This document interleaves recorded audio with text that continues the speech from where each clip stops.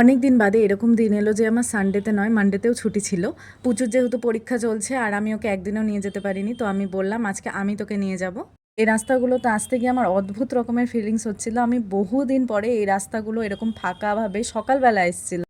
গেটের ভেতরে ওদের ঢুকতে দেখেই মনে হলো এটাই সেই স্কুল যেখান থেকে আমরাও বোর্ডের পরীক্ষা দিয়েছিলাম এক সময়। তখন আমাদের হাতে বই খাতা, চাপ, চারপাশে টেনশনে বাতাস থাকতো।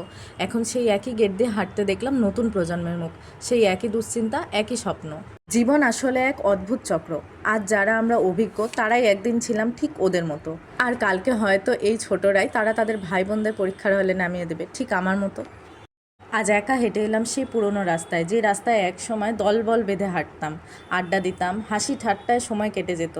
তখন মনে হতো এই পথটাই আমাদের জগতের সবচেয়ে সুন্দর জায়গা। কিন্তু আজ সেই রাস্তায় হাঁটতে হাঁটতে হঠাৎই খেয়াল করলাম সব কিছু একই আছে, শুধু মানুষগুলো নেই।